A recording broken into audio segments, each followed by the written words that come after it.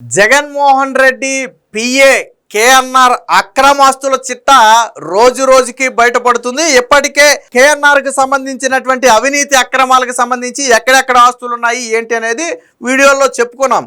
సాధారణంగా ఒక టిఫిన్ బండి పెట్టుకుని కుటుంబ జీవనాన్ని కొనసాగించే స్థాయి నుంచి తర్వాత 10,000 రూపాయల ఉద్యోగానికి చేరిన స్థాయి నుంచి 2019 వరకు కూడా అద్దె ఇంట్లో బ్రతికే స్థాయి నుంచి ఈరోజు కేఎన్ఆర్ ఏ స్థాయికి ఎదిగాడంటే 3 రాష్ట్రాల్లో వందల వేల కోట్ల విలువైన ఆస్తులతో పాటు 3 రాష్ట్రాల్లో 7-8 విల్లాలతో పాటు వాటి నుంచి అద్దె రూపంలోనే నెలకు లక్షల రూపాయల ఆదాయాన్ని పొందే స్థాయికి ఎదిగాడు. మనం ఆల్రెడీ దీని గురించి మాట్లాడుకున్నాం.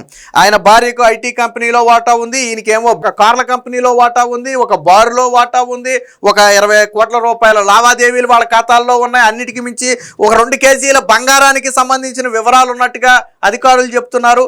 ఇవన్నీ ఒక ఎత్తు అయితే ఇప్పుడు తాజాగా ఋషికొండ ప్యాలెస్, మీకు తెలుసు జగన్మోహన్ రెడ్డి అత్యంత ముచ్చటపడి భారతీ రెడ్డి కోసం ఋషికొండకు గుండు కొట్టి మరీ కట్టినటువంటి ఋషికొండ ప్యాలెస్ అత్యంత సమీపంలోని ఐటీ పార్కులో 100 కోట్ల విలువ చేసే 2.5 ఎకరాల భూమి వీడికి చెందింది, కేఎన్ఆర్కి చెందింది. ఎలా చెందింది? సో ఈ రికార్డ్స్ అన్ని నిన్న తాజాగా బయటపడ్డాయి. సో బయటపడటమే కాదు, మళ్ళీ దీంట్లో అబద్ధాలు చెప్పి తప్పించుకునే ప్రయత్నం చేశాడు. వాస్తవానికి 100 కోట్ల రూపాయలు విలువైనటువంటి ఈ 2.5 ఎకరాల భూమిని 32 కోట్ల రూపాయలకు కొని రిజిస్ట్రేషన్ చేయించుకున్నాడు. బాగానే ఉంది, డాక్యుమెంట్స్ అధికారుల వద్ద ఉన్నాయి. అయితే సిట్ అధికారులు విచారించే సమయంలో ఆ భూమిని ఎంతకు కొన్నావు అని అడిగితే 12 కోట్లు కొన్నానని చెప్పాడంట. 12 కోట్లు కొన్నాను అనగానే ఆ 32 కోట్ల రూపాయల డాక్యుమెంట్స్ ముందు పడేసి మరి 32 కోట్ల రూపాయలకి రిజిస్ట్రేషన్ చేశారంటే 12 కోట్ల రూపాయలకు కొంటేనని అడిగితే దానికి సమాధానం చెప్పలేదు. సరే, ఈ 12 కోట్లు నువ్వు చెప్పిన 12 కోట్లు అయినా సరే ఎక్కడి నుంచి వచ్చాయి, ఈ 32 కోట్లు అయినా సరే ఎక్కడి నుంచి వచ్చాయని ప్రశ్నిస్తే ఎక్కడో విదేశాల్లో ఉన్నటువంటి మా బావో మా బామ్మర్దో పంపితే నేను కొన్నానని చెప్పి తప్పించుకునే ప్రయత్నం చేశాడు. అధికారులు ఉత్తినే వదిలిపెడతారా? తీగలాగటం మొదలు పెడితే డొంకంతా కదిలిచ్చేస్తారు కదా. సరే, ఆ 32 కోట్లు ఎవరి ఖాతాలో పడ్డాయి, ఎవరి ఖాతా నుంచి ఆ అమ్మిన వాళ్ళ ఖాతాకు వెళ్ళాయి, ఆ వివరాలు ఒకసారి ఇమ్మని చెప్తే దానికి అతని దగ్గర సమాధానం లేక నీళ్ళు నమిడాడు. అంటే విదేశాల నుంచి ఎవడో పంపాడు, వాళ్ళు పంపితే నేను కొన్నాను అనేది అబద్ధం. ఇదంతా కూడా నాకు తెలిసి 32 కోట్ల రూపాయలు కూడా క్యాష్ రూపంలో ఇచ్చేసి కొని ఉంటాడు. అందుకనే ఎక్కడా కూడా ఇన్కమ్ ట్యాక్స్కి సంబంధించినటువంటి ఆధారాలు కావచ్చు, లేదా బ్యాంకు నుంచి ట్రాన్స్ఫర్ చేసిన ఆధారాలు కావచ్చు, లేదా విదేశాల నుంచి వీళ్ళ ఖాతాలకు వచ్చిన ఆధారాలు కానీ ఎక్కడా లేవు. లెక్కర్ మనీ అంతా వైట్ మనీ కదా, మనకు తెలుసు కదా. సో వైట్ మనీలో కొనేసి ఉంటాడు. అంటే దోపిడీ ఏ స్థాయిలో ఉందో చూడండి. అద్దె ఇంట్లో ఉండే స్థాయి నుంచి ఆ ఇళ్లను అద్దెకిచ్చి అద్దె పొందే స్థాయికి వచ్చాడు.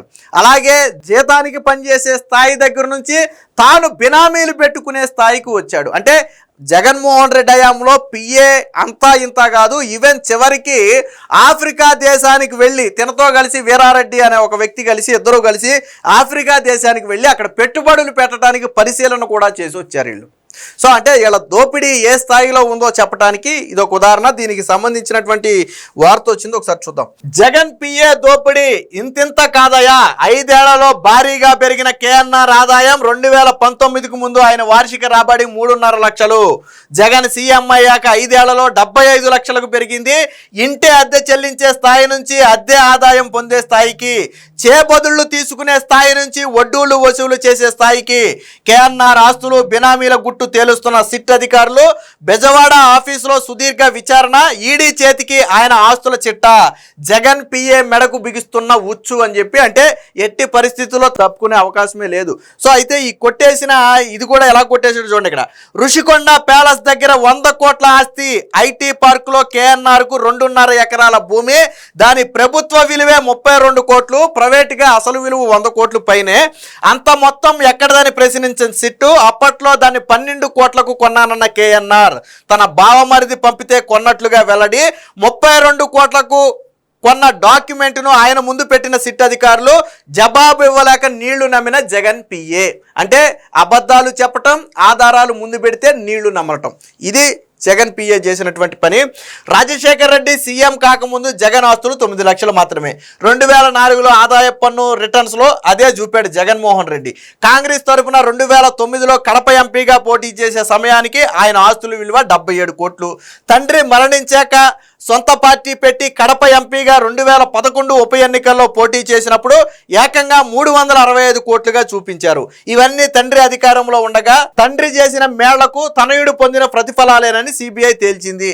తన నేతని చూసి స్ఫూర్తి పొందాడో ఏమో కానీ పిఏకే నాగేశ్వర్ రెడ్డి ఆస్తులు కూడా 5 ఏళ్లలో 20 నుంచి 30 రెట్లకు పైగా పెరిగాయి. అంటే నిజంగానే జగన్మోహన్ రెడ్డి స్ఫూర్తిగా తీసుకున్నాడేమో, ఎందుకంటే జగన్ దగ్గర పనిచేశాడు కాబట్టి.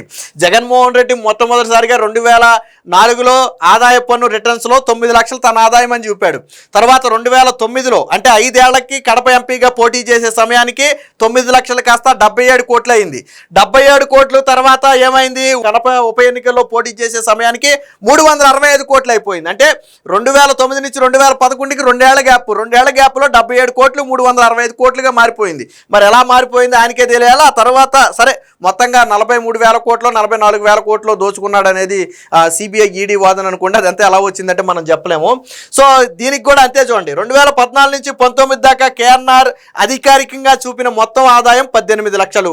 2019లో జగన్ ముఖ్యమంత్రి అయ్యాక ఆయన ఆదాయం వేగం పెరిగిన తీరు అంచనాలకు అందటం లేదు. మద్యం స్కామ్ కేసులో కీలక నిందితుడైన చెవిరెడ్డి భాస్కర్ రెడ్డితో జరిగిన లావాదేవీల వ్యవహారంలో ఆయన్ని ప్రశ్నిస్తున్న సిట్ అధికారులు ఆయన ఆర్థిక వ్యవహారాలను చూసి వాళ్లే నోరెళ్లబెడుతున్నటువంటి పరిస్థితి. కేఎన్ఆర్ తో పాటు అతని చిన్ననాటి స్నేహితుడు బినామీగా భావిస్తున్న పుత్త శివశంకర్ రెడ్డి, విజయవాడ హుండాయ్ షోరూమ్ లో భాగస్వామి అయినటువంటి ఉస్మాన్ సందీప్ ఆర్థిక లావాదేవీలు జరిపిన మరికొందరు వ్యక్తుల బ్యాంకు స్టేట్మెంట్లతో రమ్మని అధికారులు ఇప్పటికే వారికి నోటీసులు కూడా ఇచ్చారు. ఇక అన్నిటికీ మించి ఈ 100 కోట్లు అంటే సరే ఇదంతా ఒకెత్తు అయితే ఇప్పుడు జగన్మోహన్ రెడ్డి దగ్గర ఉన్నట్టు కట్టుకున్న ఋషికొండ దగ్గర కట్టుకున్నటువంటి ప్యాలెన్స్ కు అత్యంత సమీపంలో ఐటీ పార్క్ వద్ద మరొక 100 కోట్ల రూపాయల విలువైన భూమిని 2.5 ఎకరాల భూమిని కొట్టేశాడు. అదేలా కొట్టేశాడో చూడండి. వైసీపీ అధికారంలోకి వచ్చాక ముఖ్యమంత్రి పిఏ హోదాలో కేఎన్ఆర్ చేసిన దోపిడీకి అంతే లేదు. విశాఖపట్నం ఋషికొండ ప్యాలెస్ కు సమీపంలో అత్యంత ఖరీదైన ప్రాంతంలో 2.5 ఎకరాల భూమిని కొన్నట్లుగా సిట్ గుర్తించింది. ఐటీ పార్క్ లో ఉన్న దీని విలువ ఇప్పుడు 100 కోట్ల పైమాటే. దీనిని 32 కోట్లకు కొన్నట్లుగా ఆ దస్తావేజుల ఆధారంగా సిట్ అయితే గుర్తించింది. సో దానికి సంబంధించిన వార్త చూద్దాం. సిట్ అధికారులు ఆ విషయమై అతన్ని సూటిగా ప్రశ్నించారు. వాస్తవానికి ఇది ఎలా వచ్చిందో చూడండి. రాజశేఖర్ రెడ్డి ఉమ్మడి రాష్ట్ర సీఎంగా ఉన్నప్పుడు 2005లో ఎన్సిసి అనే ఒక కంపెనీకి ఏపీ హౌసింగ్ కార్పొరేషన్ నుంచి 97 ఎకరాల భూమిని కేటాయించారు. 2005లో తీసుకున్నటువంటి వాళ్ళు 2013 వరకు అంటే దాదాపు 8 ఏళ్ల పాటు ఎలాంటి నిర్మాణాలు చేపట్టకపోతే 2014లో చంద్రబాబు గారు సీఎం అయిన తర్వాత ఏం చేశారంటే ఆ భూమిని వెనక్కి తీసుకోవాలని నిర్ణయించారు. ఎందుకని ఏమీ నిర్మాణాలు చేపట్టలేదు కాబట్టి. అయితే ఎన్సిసి కంపెనీ ఏం చేసిందంటే కోర్టుకు వెళ్ళి మేము నిర్మాణాలు చేపడతామని కోర్టుకు హామీ ఇచ్చి తిరిగి మళ్ళీ ఆ భూమిని వాళ్ళే తీసుకున్నారు.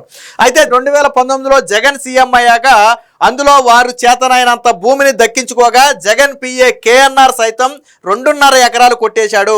విశాఖలో పచ్చని ఋషికొండను తవ్వి 100 కోట్ల ప్రజాధనాన్ని అడ్డుగోలుగా ఖర్చు చేసిన జగన్ నిర్మించుకున్న ఋషికొండ ప్యాలెస్ కు అత్యంత సమీపంలోని ఐటీ పార్కులో ఏకంగా 100 కోట్ల విలువ చేసే ఈ భూమిని ఎలా కొన్నారని సిట్ అధికారులు అతన్ని ప్రశ్నించారు. అప్పట్లో దాని విలువ 12 కోట్లేనని లండన్ లో ఉంటున్న తన బావమరిది రామ్ భూపాల్ రెడ్డి డబ్బులు పంపాడని చెప్పాడు. అయితే ఏ ఖాతాకు ఎప్పుడు పంపాడు, ఎవరి ఖాతాకు నుంచి ఆ సొమ్ము ఆస్తి విక్రేతలకు చేరింది అని సిట్ అధికారులు ప్రశ్నించగా జవాబు ఇవ్వలేక కేఎన్ఆర్ నీళ్లు నమిలినట్లుగా తెలిసింది. అదీగాక ఆ భూమి ప్రభుత్వ విలువే 32 కోట్లుగా ఉందని, అంతే మొత్తానికి కొనుగోలు చేసినట్లుగా ఉన్న డాక్యుమెంట్ల సంగతి ఏంటని అతను ముందు పెట్టి ప్రశ్నించడంతో బిత్తరపోయినట్లు సమాచారం. లిక్కర్ వ్యాపారాలు అప్పట్లో ఇచ్చిన వసూళ్ల వివరాలు అతడి నుంచి రాబట్టినట్లుగా. అంటే ఇది మొత్తం కూడా కొన్నది 32 కోట్లకు కానీ 12 కోట్లకు కొన్నానన్నాడు. తన బావమరిది ఇచ్చాడన్నాడు. ఎలా ఇచ్చాడో చెప్పమంటే చెప్పట్లేదు. అంటే ఇంకా అధికారులు ఆశ్చర్యపోతున్నారు. ఒక్కొక్కటి బయటకు వచ్చింది.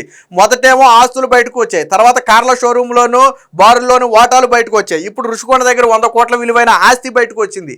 ఇలా తవ్వుతున్న కొద్దీ వస్తానే ఉంది. ఇంకా ఎంత ఉందనే తెలియదు. దీని డెప్త్ ఒక్కొక్కటి లాగుతుంటే బయటకు వస్తుంది. చివరికి తన పేరు మీద తన ఆస్తులకు 3-4 బినామీలను పెట్టుకునే స్థాయికి ఎదిగాడు కేఎన్ఆర్. అంటే జగన్ అధికారాన్ని అడ్డం పెట్టుకుని ఏ స్థాయిలో సంపాదించాడో చెప్పడానికి ఇది ఒక ఉదాహరణ. కానీ జగన్ ఇప్పటి వరకు దీని మీద నోరు మెదపల. ఒక పక్కేమో అటు బొల్లా బ్రహ్మనాయుడు హైదరాబాద్లో 1000 కోట్ల రూపాయల ఆస్తి కబ్జా చేయాలని ప్రయత్నం చేసి దొరికిపోతే పరారీలో ఉన్నాడు. దాని గురించి మాట్లాడు. ఇటుపక్క నీ దగ్గర 5 ఏళ్లు పిఏగా పనిచేసినటువంటి సీఎంగా ఉన్నప్పుడు, అంత ముందు కూడా పిఏని అనుకోండి, 5 ఏళ్లు పిఏగా ఉన్నటువంటి కేఎన్ఆర్ వందల వేల కోట్ల ఆస్తులు ఒక్కొక్కటి బయటపడుతుంటే దీని మీద నోరు మీద ఇప్పుడు ఎందుకు జగన్ ప్రెస్ మీట్ పెట్టి మాట్లాడు?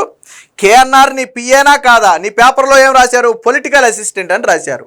అంటే వ్యక్తిగత సహాయకుడిని ఏకంగా మార్చేశారు, అర్థమే మార్చేశారు. దొరికితే మార్చేయడం మీకు అలవాటే. చిన్నప్పన్న దొరికితేనేమో వైవి సుబ్బారెడ్డికి పిఏ కాదన్నారు.